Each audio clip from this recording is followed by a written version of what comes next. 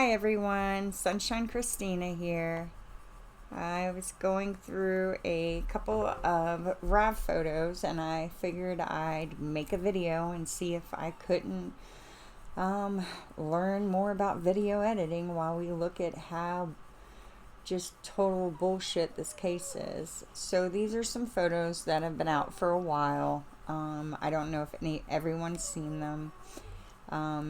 I'm Sunshine Christina. I'm a member of the Foul Play team, and I've started my own YouTube channel and just trying to bring more awareness to Stephen and Brendan's case, wrongful convictions as a whole, and try and find out what's happened to Teresa Halbach, because we know that what the state alleges, which is that Teresa Halbach arrived on Stephen Avery's property on Halloween 2005 around 2:30 in the afternoon, and he depending on what version you want to go with, he either took her in the garage, killed her, and then burned her whole on his burn pit, or if you believe the version at Brendan Dassey's trial, she was brought into his home where he assaulted her for hours, and then when Brendan got home from school, he rode his broke bicycle to get the mail and found a piece of mail for Stephen Avery, went to his trailer, and Stephen asked if he wanted to join in on the fun, and Brendan, being the, I don't even know how this absurd theory even works, but anyway, Brendan joined in, and they proceeded to assault her some more. They cut her hair, they stabbed her, they slit her throat, they tied her to the bed, they assaulted her, then they loaded her up, then they brought her out of the trailer, and then they took her to the garage. They shot her 10 to 15 times. Then they put her on a mechanic's creeper, lugged her around the yard trying to figure out what to do with her. Then they put her in her truck. Then they drove the RAV around the 40-acre Avery salvage yard, and then brought the RAV and Teresa back to Stephen's property. Then they unloaded her body again, and then they decided to make a big old fire, and then they placed Teresa whole on top of this fire, and burned her to itty-bitty tiny bone fragments, of which only a little small pile was found centrally located on top of Stephen's burn pit. So that's pretty much the summation of the prosecution's theories of the crimes at both trials. The reality is that investigators and prosecutors, let's start with this. So, Teresa was officially reported missing, according to the official narrative. Teresa's mom calls her in around 3:34 o'clock on November 3rd, 2005. She reports her missing. So that was in Calumet County, which is a bordering county of Manitowoc County. Now, Calumet County very quickly, supposedly because behind the scenes in just a couple of hours, because remember now, they didn't realize she was missing until November 3rd. In a couple of hours, Teresa's brother Mike Halbach and her ex-boyfriend and roommate, that would be Ryan Hilligus and Scott Blodorn, have cracked her password, cracked her voicemail, and figured out where she was on Halloween. And that one of the last places that she was Stephen Avery's house. So, very quickly, so by 6 o'clock, the cops, so we're talking a couple of hours, Calumet County has Manitowoc County involved, and Manitowoc County is at Stephen Avery's trailer. And Steven's like, yes, she was here. She came, she took a picture, she left. And yes, y'all can come in and look around. I don't know, you know, she was only here for a few minutes. And so officers came in, they looked in his trailer. Of course, they found nothing out of the ordinary because Teresa left the property, and that was that. Now, they leave his house, and then the bizarre stuff starts getting wrote down, which it's bizarre that they were at Steven's house that quickly anyway. But behind the scenes, we have Stephen Avery entered as a murder suspect on the 3rd. And then all the officers working the case are given an attempt to locate regarding Teresa, which includes her license plate number. And so somehow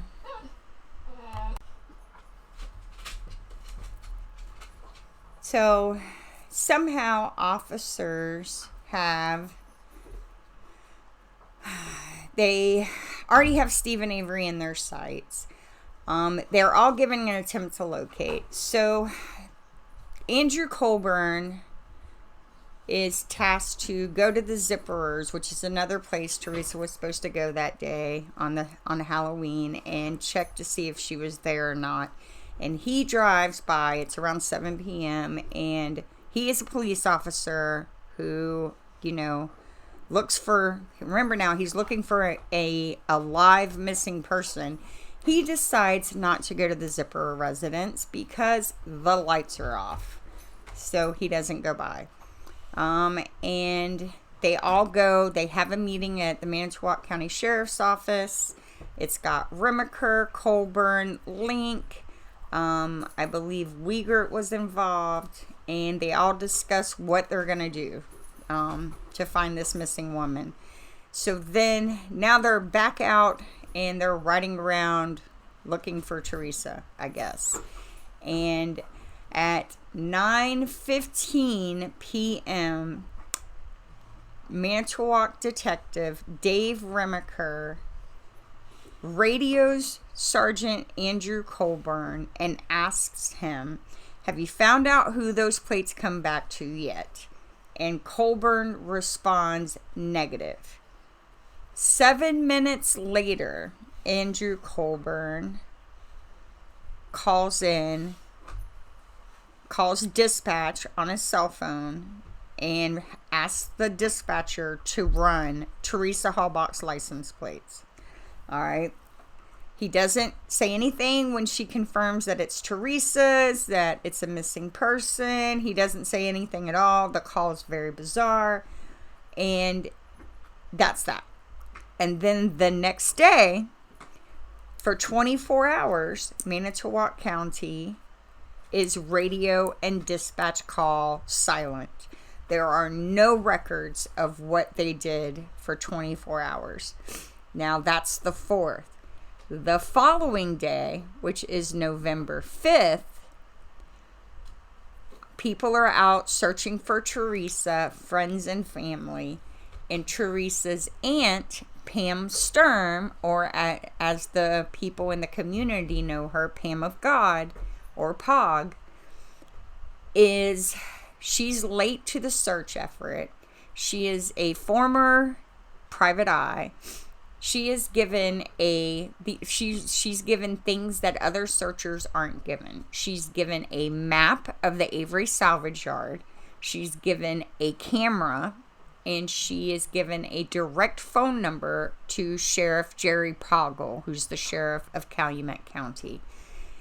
Her and her daughter Nicole go to the Avery salvage yard, and in 10 minutes they find Teresa's RAV, all covered up, which it's the only vehicle in 4,000 vehicles that's covered. And so then this allows investigators to file for a search warrant and kick all the Averys off the Avery property. So now they have control of the entire 40 acres. Now, this was on the 5th, which I believe was a Saturday. Let's see, the 31st was a Monday. So 31, 1, 2, 3, 4, 5. Monday, Tuesday, Wednesday, Thursday. Yeah, it was a Saturday. So on the 5th, they're there. They're searching. They're cops. They find nothing. On the 6th, they're searching. They're there all day. Over 200 officers and other first responders, mind you, are on this property. They find nothing. On the 7th, they, in the afternoon, claim to have found burnt electronics in Stephen Avery's burn barrels, and I believe the license plates. I believe both of those discoveries are on the 7th. Now, here's a couple of interesting points about that. One, your suspect's burn barrel in the country is like your suspect's garbage. Okay? First off, they never took Stephen Avery's garbage out of his trailer. They didn't collect the contents of his garbage. So that should tell you how legit they were thinking that Stephen had something to do with Teresa's disappearance. Second of all, that burn barrel had been looked at, walked by, and inspected by dozens of officers. Even if they don't admit it, you always look in your suspect's trash. I mean, when my kids act up and I want to know what they're doing, I go through their garbage and see what they're up to. I mean, it's like crime scene 101. But anyway, so the behind the scenes dispatch calls record officers talking about finding a cell phone and a burn barrel on the Cuss Road. And so behind the scenes, they had several roadblocks and search warrants issued for another property. And that was the Joshua Deer Camp Cuss Road. They also had that property scanned, inspected. They also made sure that they controlled all the traffic to it. Now, so this discovery is heard but not talked about in reports, and then the burnt electronics show up in Stephen's burn barrel. The other odd thing is the license plates. One, Andrew Colburn called the RAV plates in on the 3rd, and 2, the license plates are found closer to Stephen's trailer than the RAV. And 3, there's DNA on the license plates that doesn't belong to Stephen, Brendan, or Teresa. That they say it doesn't. There's not enough to I forget the wording, but basically, with Sherry Colhane, if she can't include Stephen, Brendan, or Teresa, she says there's not enough for evidentiary purposes. Okay, if they had one allele that matched to Stephen, she would have said he couldn't be excluded. So because whatever she has shows that it doesn't belong to Stephen, they didn't go any further with it. They also do that. There in these pictures that you'll see, there's a couple of blood spots on the back rear gate of the RAV. A23 is one of those, and that's blood. And it's in the one place we have the victim's blood, and the claim is there's not enough for evidentiary interpretation, but at trial she says that that Stephen Avery is not a contributor to that sample, so we know that it doesn't belong to Stephen. So that tells you that they're setting the scene, they're not searching for answers. So that's the 7th. Then on the 8th, we have the magical appearing key that Kacharsky blames on aliens. And also on paper, we have the burn pit bone discovery, but we have no photos. And the more that I learn about this case, the more that I believe that there was never bones in Stephen's burn pit at all. I think that many of us wasted many hours trying to figure out who brought the bones on the property. I don't think they were ever brought.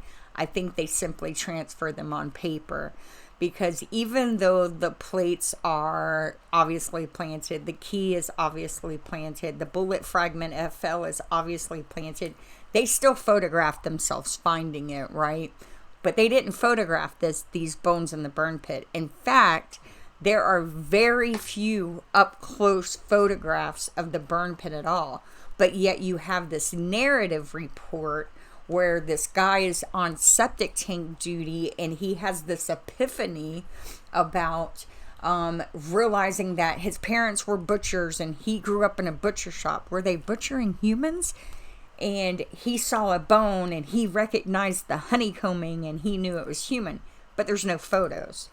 And then behind the scenes, they are doing a full-blown crime scene investigation, burial excavation, and the coroner comes on the 10th to the Manitowoc County Quarry, and that's the same day Teresa's pronounced deceased at the same time. And you just realize that this is a epic shit show where they have prosecutors and investigators have intentionally manipulated reports and evidence to sell the story they wanted to sell, not find the truth of who is responsible for this woman's disappearance and death. Now, my question for that is, why would they do that? Like, didn't they learn their lesson from Gregory Allen? By allowing Gregory Allen to go free and creating all these other victims. Are they not concerned about that happening again? Or, and why are they still have no concern about being exposed for doing these things? And why is that? It's just mind-blowing to me that these people are so egotistical and so corrupt and so out loud about it. Foul Play is reading some Brendan Dassey post-conviction testimony, and I was listening in, and I'm just blown away by the audacity of Len Kaczynski and just how he's like, I thought my client was guilty. And, he's like, what are you going to do about it? I'm billing my client for hours, but yet I'm talking to the press and I'm bad-mouthing him in it. How is that helpful to the client? It's just unbelievable. It really, really is. So, anyway, hopefully this video will turn out.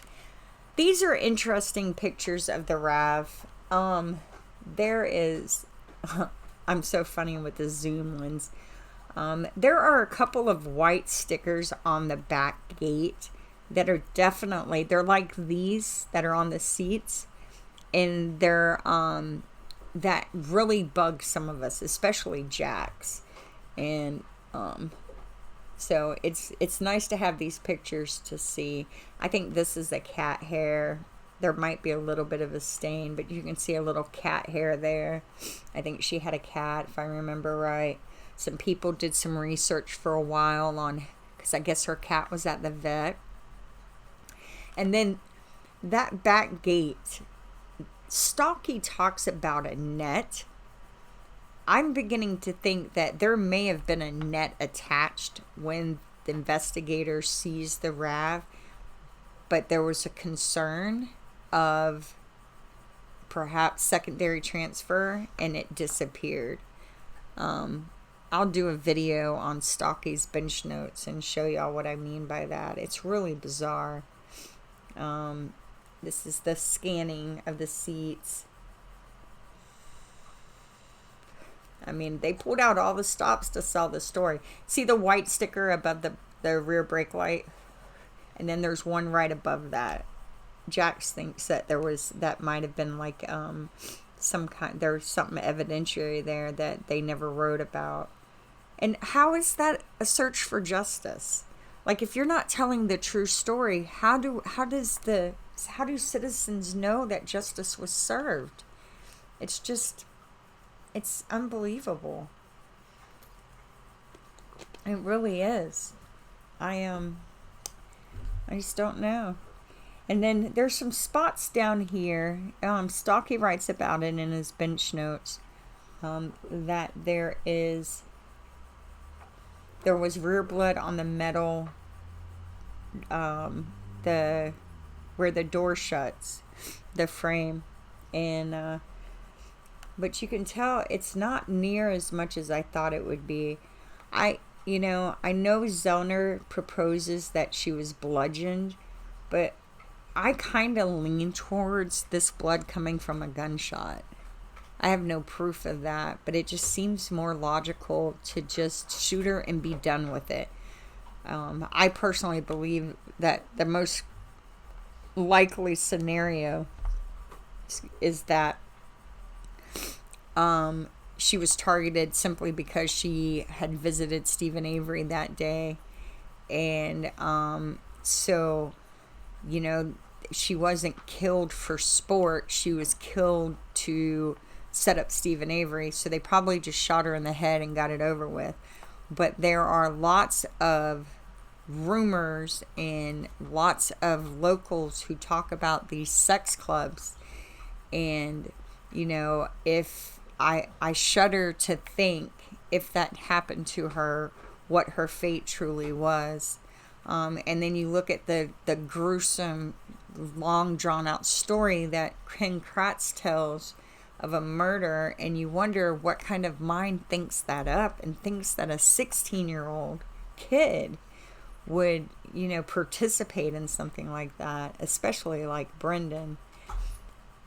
It's just, you just really don't know. You don't, in Wisconsin, you definitely don't know who to trust.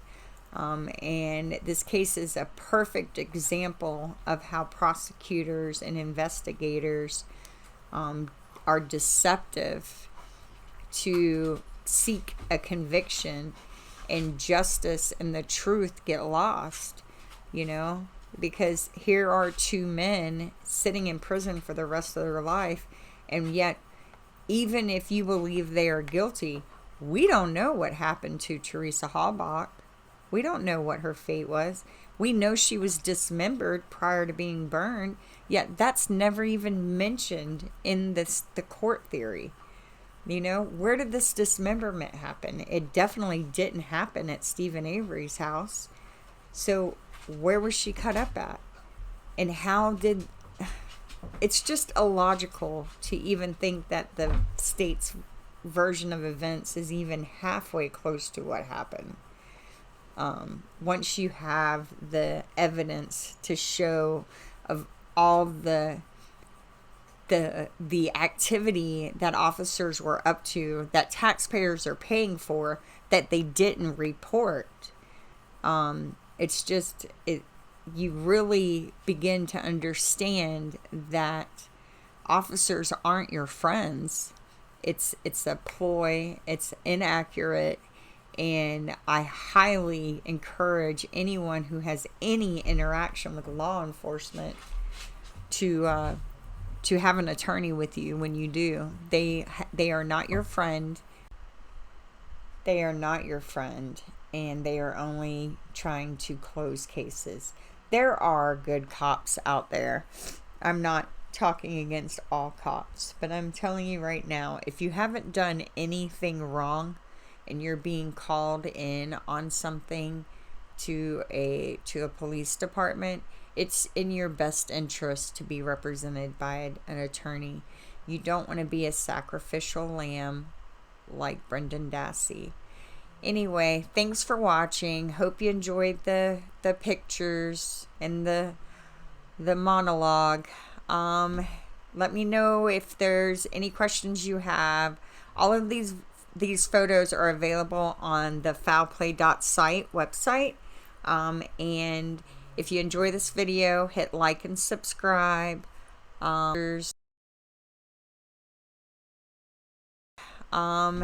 Let me know if there's any questions you have. All of these photos are available on the foulplay.site website. And If you enjoy this video, hit like and subscribe. Also, Happy New Year to everyone. And for those of you who haven't joined and want to talk more about the case, go to any foul play video, look in the description, and there's a link to the Discord channel. We're there from all over the world talking about this case and other true crime cases. And my podcast, the Crime Theory Exchange, will be back on next Wednesday at 12 Central on the Foul Play YouTube channel. Thanks for watching, everyone. The monologue.